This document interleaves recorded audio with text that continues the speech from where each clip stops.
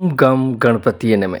नमस्कार दोस्तों, मैं हरीश कौर आपका मित्र फिर आज एक नए विषय को लेकर आपके सम्मुख उपस्थित हुआ हूँ।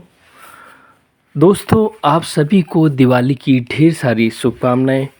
आज हम चर्चा करने जा रहे हैं भोजन और भोजन हमें किस तरह से करना चाहिए, भोजन करते समय हमें किन नियमों का पालन करना चाहिए। इस पर आज मैं आपके सम्मुख चर्चा करने के लिए उपस्थित हुआ हूँ। दोस्तों, कुछ नियम हैं भोजन के जो हमें सभी को अपनाने चाहिए। पहला नियम ये है कि दोनों हाथों, दोनों पैरों और मुख इन 5 अंगों को धोकर ही भोजन किया जाना चाहिए। ऐसा करने से मनुष्य दीर्घजीवी होता है। दूसरी बात भोजन के बारे में कही जाती है कि गीले पैरों वाला होकर यदि मनुष्य भोजन करता है और गीले पैर वाला होकर भोजन करने से मनुष्य को लंबी आयु की प्राप्ति होती है। पर गीले पैर हमें कभी सोना नहीं चाहिए, इस नियम को ध्यान में रखना चाहिए। सूखे पैर और अंधेरे में भी हमें भोजन नहीं करना चाहिए। शास्त्र में मनुष्यों के लिए प्रातःकाल सायंकाल 2 ही भोजन के समय का विधान बताया गया है।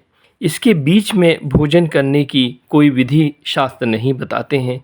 जो इस नियम का पालन करता है, सुबह और सायंकाल में जो भोजन करता है, वो जो इस नियम का पालन करता है, उसे उपवास के समान ही फल की प्राप्ति होती है। संध्या काल में भोजन कभी नहीं करना चाहिए। भोजन सदा पूर्व और उत्तर की ओर मुख करके ही किया जाना चाहिए। पूर्व की ओर मुख करके भोजन करने से मनुष्य की आयु में वृद्धि होती है। दक्षिण की ओर मुख करने से भोजन करने से प्रेतत्व की प्राप्ति होती है। पश्चिम में मुख कर भोजन करने से मनुष्य रोगी होता है और उत्तर में मुख करने से मनुष्य को आयु और धन की प्राप्ति होती है। भोजन सदा एकांत में किया जाना चाहिए।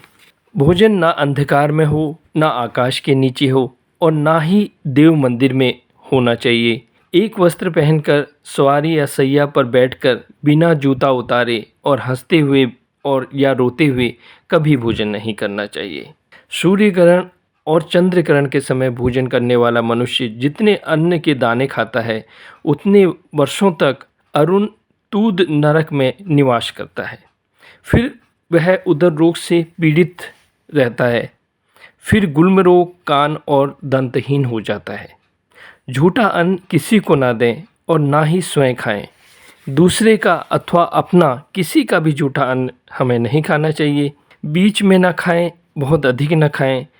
भोजन करके झूठे मुंह कहीं और भी ना जाएं।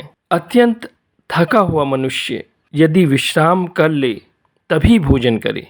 अत्यंत थका हुआ व्यक्ति यदि भोजन या जलपान आते ही एकदम से करता है तो उससे ज्वर और वमन होने की शिकायत रहती है। मलमूत्र का वेग होने पर भी भोजन नहीं करना चाहिए। भोजन बैठकर ही करना चाहिए। चलते फिरते कदापि भी आप भोजन न करें। वट, पीपल, आक, मदार, कुंभी, तरबूज, तिंदुक, कचनार और करंज के पत्तों में कभी भोजन नहीं करना चाहिए। जो गृहस्थ शुद्ध कांसे के बर्तन में अकेले ही भोजन करता है, उसकी आयु, बुद्धि, यश और बल चारों की वृद्धि होती है। परंतु रविवार के दिन कांस्य पात्र में भोजन अमान्य है। अन्न की नित्य स्तुति करनी चाहिए और अन्न की निंदा न करके भोजन करना चाहिए। उसका दर्शन करके हर्षित और प्रसन्न होना चाहिए। सत्कार पूर्वक खाए हुए अन्न से बल और तेज की वृद्धि होती है। निंदा किए हुए भोजन को खाए जाने से दोनों बल और वीर्य की नष्टि होती है। ईर्ष्या, भय, क्रोध, लोभ, रोग, दीनता, द्वेष के समय मनुष्य को कभी भी भोजन नहीं करना चाहिए, क्योंकि वह भोजन उसे पच नहीं पाता, उसे अंजीर हो जाती है। इसलिए मनुष्य को चाहिए कि वो भोजन के समय अपने में काम, क्रोध आदि वृत्तियों को ना आने दे, बल्कि शांत और प्रसन्न चित्त होकर ही भोजन का स्वाद ग्रहण करे। भोजन करके जिस अन्न को आप छोड़ दें, फिर उसे ग्रहण ना करें, अर्थात छोड़े हुए भोजन को कभी भी हमें खाना नहीं चाहिए। भोजन करते समय सदैव मौन रहना चाहिए। रात्रि में भरपेट भोजन कभी ना करें, अधिक भोजन करना आरोग्य, आयु, स्वर्ग और पुण्य का नाश करने वाला और लोक में निंदा करने वाला होता है। इसलिए बहुत अधिक भोजन का परित्याग करना चाहिए। भोजन थोड़ा करने से 6 गुणों की प्राप्ति होती है। आरोग्य, बल और सुख तो मिलते ही हैं, उसकी संतान सुंदर होती है और यह बहुत खाने वाला है, ऐसा कहकर लोग उसका अपमान भी नहीं करते। नमस्कार दोस्तों, ऐसे ही सुंदर और अच्छे अन्य वीडियो हम आपके सामने प्रस्तुत करते रहेंगे जो आपके ज्ञानवर्धन में सहायक हों। ऐसे वीडियो आपके समक्ष, ऑडियो आपके समक्ष प्रस्तुत करना हमारा ध्येय है। जय सिया राम, हर हर महादेव।